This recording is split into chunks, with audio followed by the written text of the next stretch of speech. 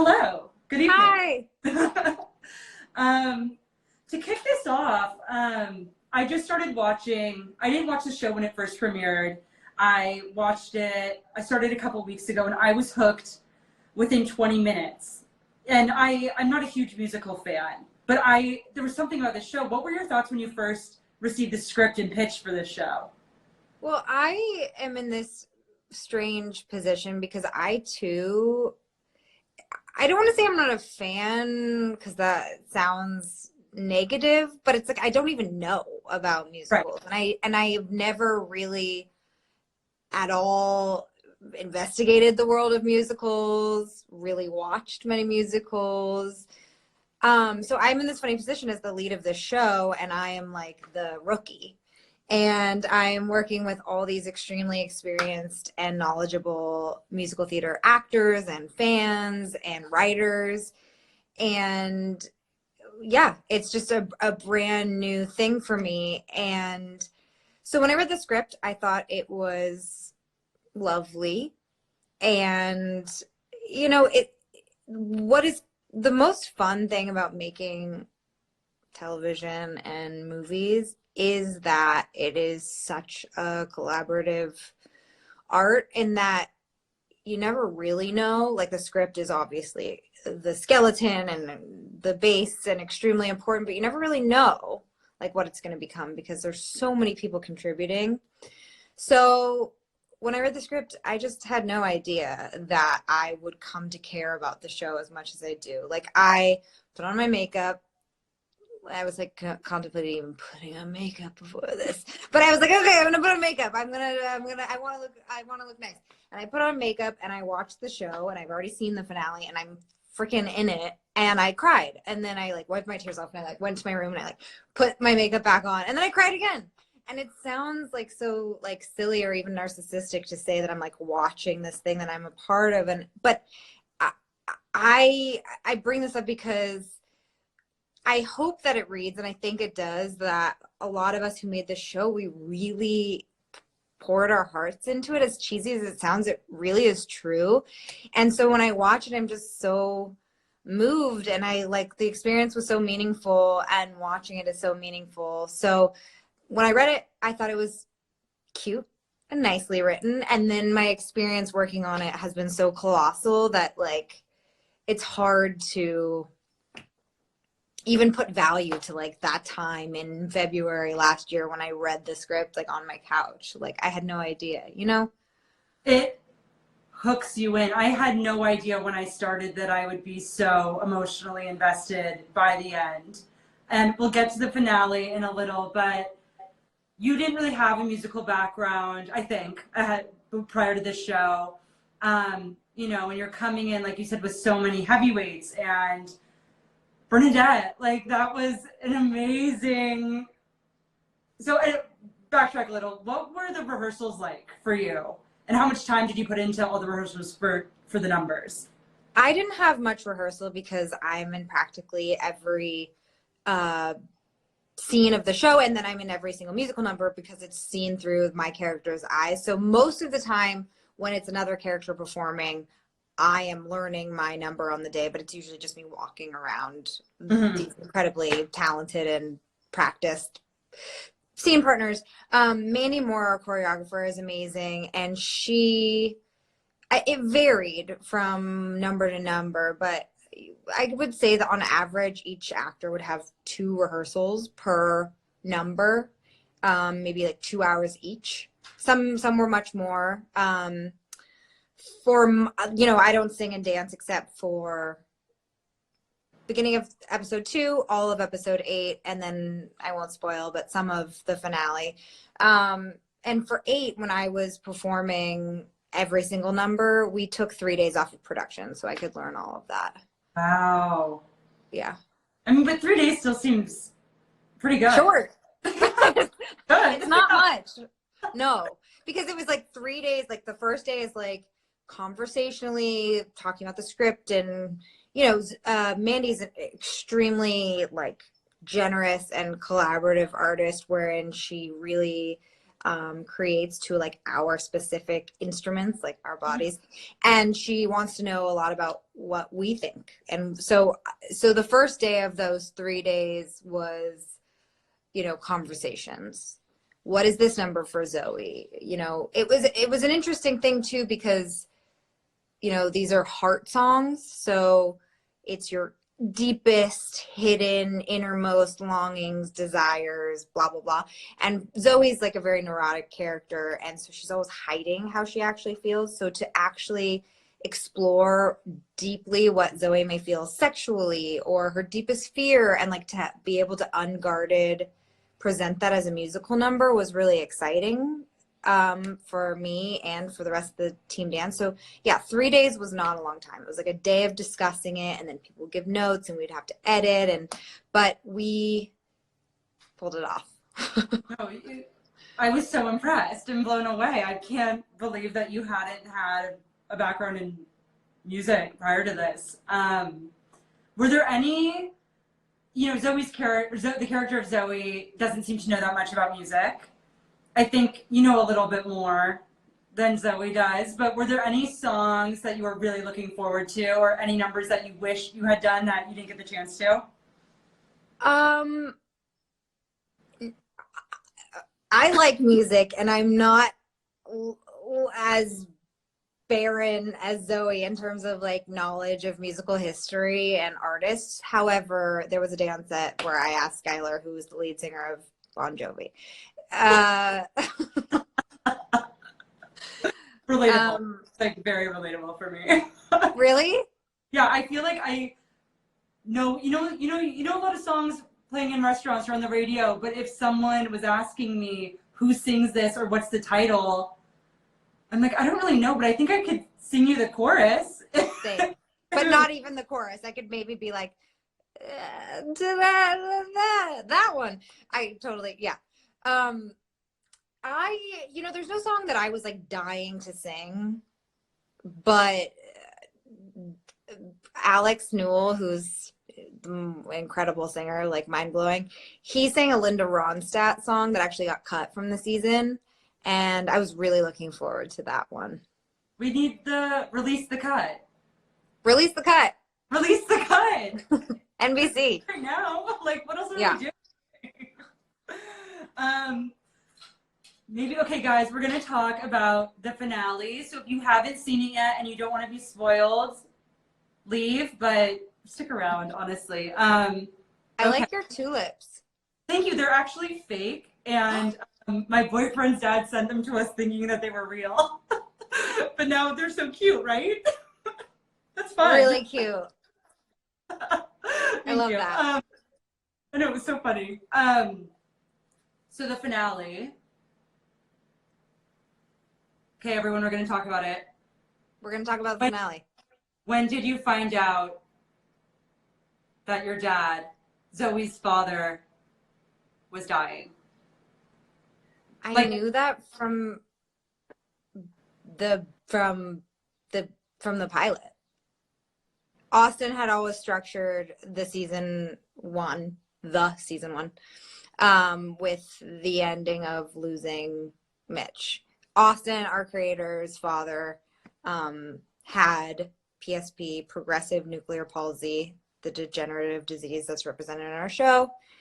And, you know, I think that this story came from a fantasy of wondering like what his dad was thinking in the final months of his life. And, you know, expression through song and dance is sort of like our most grand. And so this idea came from wanting to be able to communicate with his dad and wanting to know what was going on with him. So I knew from when we shot the pilot that he was going to die. And I feel like it's something, it wasn't surprising for, you know, me as a viewer, but even going into it with this arc, it still caught me so off guard, you know, and I was wondering, was the set also that emotional going into it, even though it's something that you knew the whole time? Yeah. I mean, this to live and to love we lose people, and it's like the hardest truth of our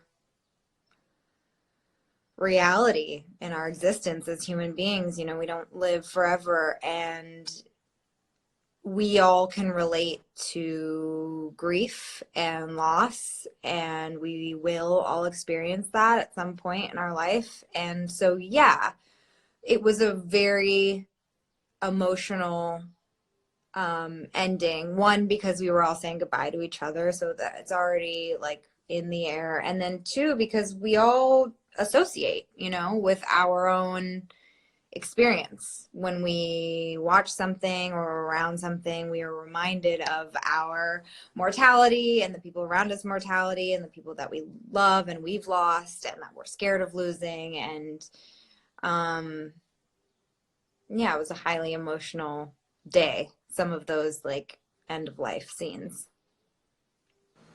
Especially with, you know, TV dad, legend, icon, Peter Gallagher playing your father.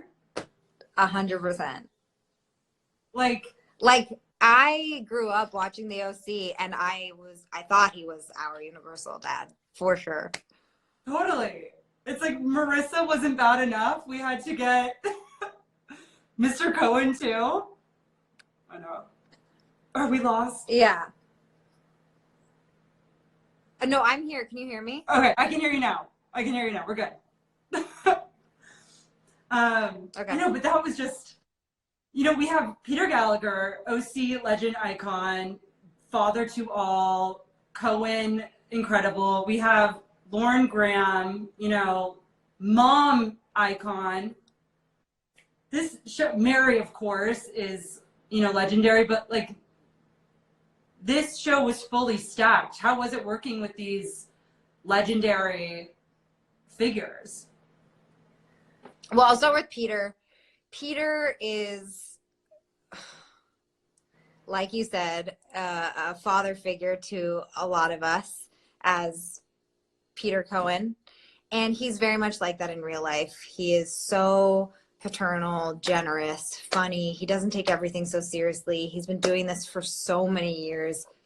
And he's just incredibly moving. I mean, he's a great actor, and he affected me so much when we would work together. And he's just so available in this way that is like not cheesy, not overly, it just feels authentic. So like having him play my dad, I can't imagine doing this with anyone else. I actually remember, this is like kind of probably a bad thing to share, but I remember reading the script being like, imagine some man you don't know like singing True Colors to you. Like I was like, I don't think I can handle that. Like I'm cringing already. Like that's someone sings to you and you're like, okay. Yeah, I remember reading it and being like, this could really not work. But when Peter Gallagher does it, it absolutely works. Mary is so, I don't even know like how to talk about some of these people, but Mary is so incredibly talented, so genuine. I'm a huge fan. Like, just look at the movies she's been in. I watched Philadelphia Story for my first time, and she plays the lawyer, the bad lawyer. She's just incredible and so lovely. And then Lauren Graham, I don't even know where to start with Lauren Graham, but there's a reason why. More Girls fan when that was on? I wasn't. However, Mae Whitman is my best friend. And so I know Lauren through Mae because Mae played her daughter on Parenthood. And I started watching Gilmore Girls after I met Lauren because I was like, you are a magical person. There's a reason why she's the Lauren Graham. There's a reason why she has the fan base that she does. She's so smart, so resilient, so kind, so funny. Such a talented actress, Zoey.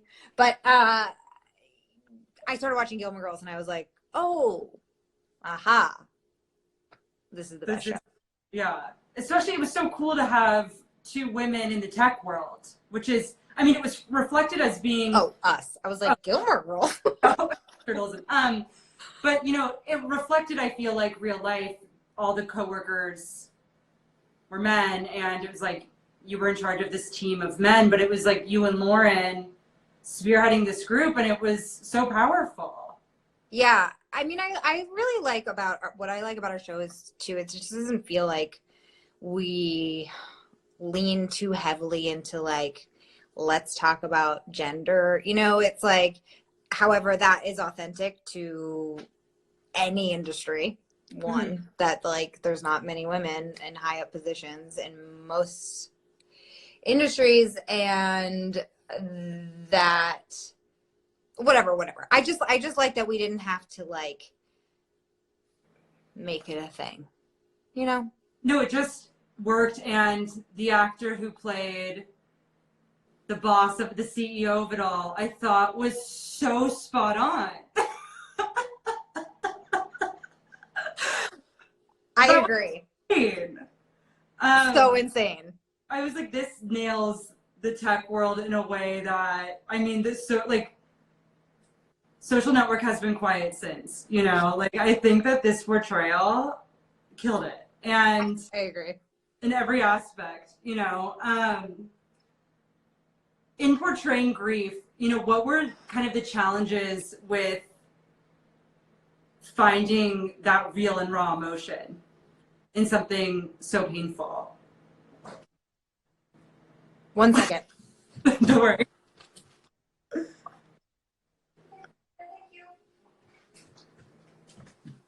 Oh my God, I'm back. The challenges? Mm-hmm. I don't know. Like I said, I feel like grief is so universal that I don't know, it's hard for me to like, weirdly, it's hard for me to explain my process. Like that's pretty normal when it, I mean, like, is grief even something that we can explain? You know what I mean? Right. Yeah, no, it's like, you know, I think at its core, it's like love and brokenheartedness and longing. And I think longing is actually a version of longing to me sounds like you're missing something, but I actually think longing is loving something. And, you know, beyond like losing Mitch, I think that we all know what longing for parental love feels like and what it feels like to not get that.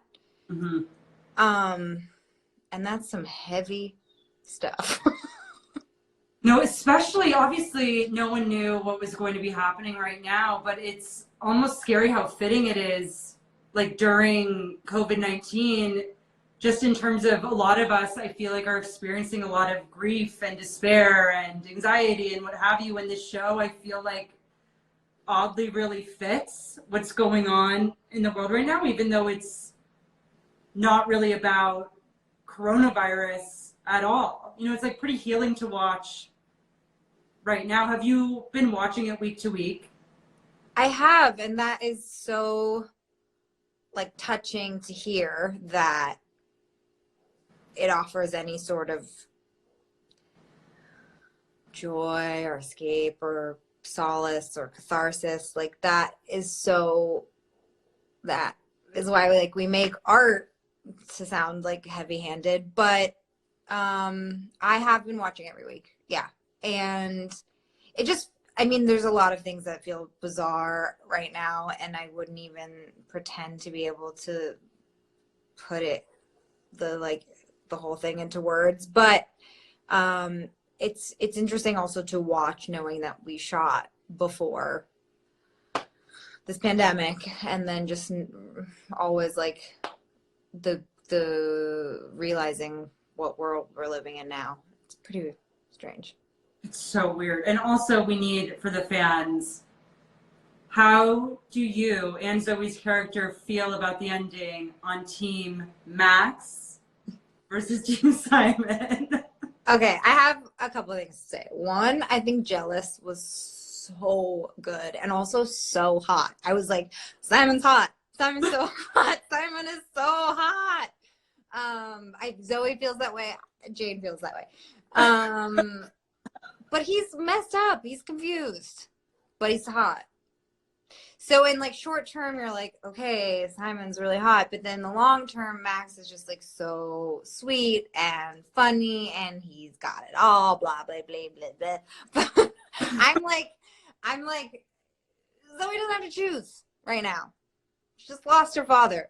Okay, like there's whatever. But I will say that both musical numbers, John Clarence Stewart was amazing. Skylar doing John Legend sincerely, and it's like it does all sorts of things at once. That what he does with Pitbull and John Legend. He's romantic, he's sweet, he's funny, he's awkward, he's sexy. Like it's like it covers the whole thing, and it's pretty great. And yeah. Oh no, you can keep talking. Who are you? Team who?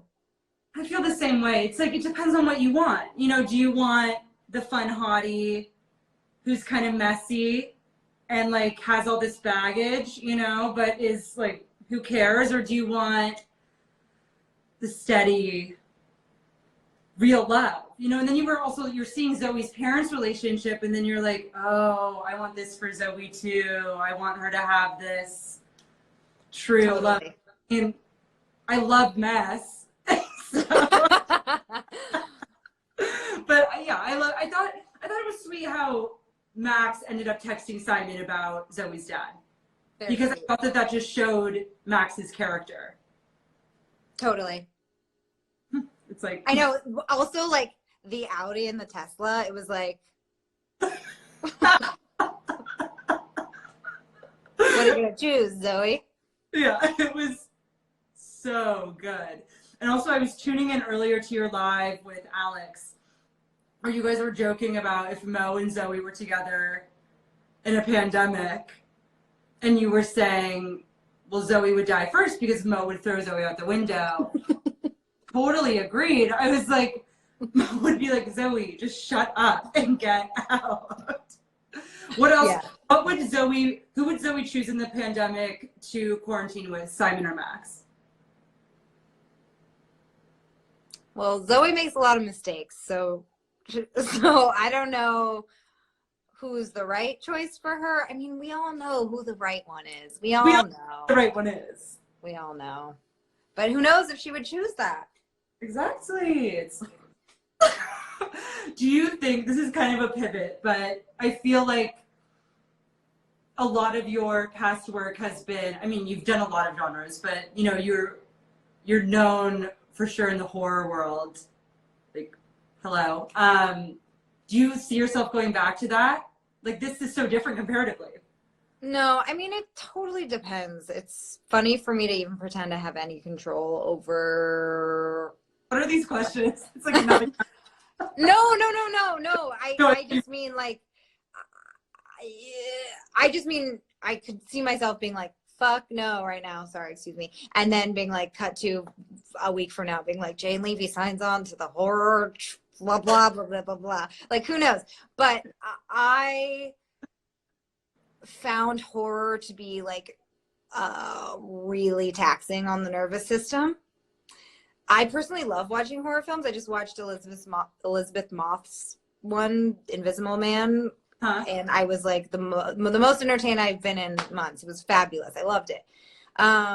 But doing horror, especially like horror, not necessarily thriller where you're getting like chased and killed, no thanks. Like, I think I did my share. And also, I guess some could argue that singing and dancing is its own horror if you're not accustomed to it. But True. Like, thank you. What are we thinking for season 2 of Zoey's? Do we have any news? We don't have any news. I think we should know in the next month. I mean, you know, we are living in a global pandemic, so who knows what the future of making anything is, but I deeply hope that we continue. I think we should know sometime in a month. Austin has pitched season 2 to the network, so he has lots of ideas about where the story would go. We all really like each other, so I think we all hope that we can continue to make this thing. I know everyone's commenting. There must be a season 2. It's mandatory. I agree. We need a season 2. We need it to happen. Has this like affected how you go about your day to day? Like, do you think more in song or not really? No. No. I mean, it definitely enlivened my love of dance. Like, dancers are incredible artists and performers. They're so disciplined, and I feel like they don't get not the attention, but they deserve a lot of appreciation. And there's something about the dancer, like etiquette and like work ethic, that is incredibly inspiring. And that has been enlivened in me. But no, I don't necessarily think in song. It would be a really intimidating power to have. Would you want it in real life to hear it? No, It's absolutely not. Imagine like the man who you like are like married to, looking in the eyes and being like,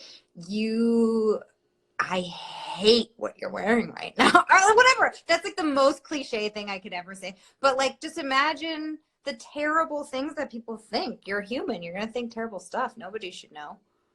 yeah, there are some things. And even in that one scene with Max, when Zoey kept being like, okay, stop thinking. Like, don't think anything. I just need a blank slate. And it's like, that would be really distracting, I imagine. I think so too. Just too much. Yeah. Well, I think we're going to wrap this up. But I saw one question from a fan that I wanted to ask, and it's about the outfits in the wardrobe. They love Zoey's clothes. Do you weigh in at all on that? They would like Yeah, totally. I weigh in. There's a lot of weighing in from a lot of people. I'll tell you that. Yeah, I mean, we all have what we know looks good on our body, and what we feel comfortable in. And Zoey's wardrobe is a conglomerate. Is that a word? I think it's a word. Between me, Austin, our wardrobe designer, our producers. I'm glad. I like how Zoey looks also. Because, actual last question is, if Zoey, what would Zoey's inner heart song be during quarantine? Do you know the Prince song, It's Gonna Be Lonely? Yes. I think that you should maybe do a little Zoom song with Alex or someone, and you guys can just. I'll dance in the background, but I don't think I could ever sing like near Alex. We aspire to be Alex in Alex's voice. 100%. But you're a good singer. Thank you. I mean, thank you. When we're talking about Alex Newell, it's like doesn't even matter. Everyone sing. Maybe, guys, maybe she'll sing. We'll have to wait and see. We'll have to wait and see for season 2, which, crossing our fingers. Well, thank you so much for chatting with me tonight. I love this show, and if anyone's watching who hasn't seen it, watch it. The finale will fully gut you. Fair warning. But in a good way. It feels good, I think. Thank you so much. Yeah, of course. This was fun. We'll just maybe I'll go watch it again just to feel something right now. Yeah. Too Good crazy. idea. Well, thank you. And thank you everyone for tuning in. We're going to end this, but we'll post it later. So if you didn't watch the whole thing, you'll be able to see it on everything and watch it and sing along. Not that we're singing, but to Zoey. So. Okay, take care. Bye. Bye, everyone. Bye.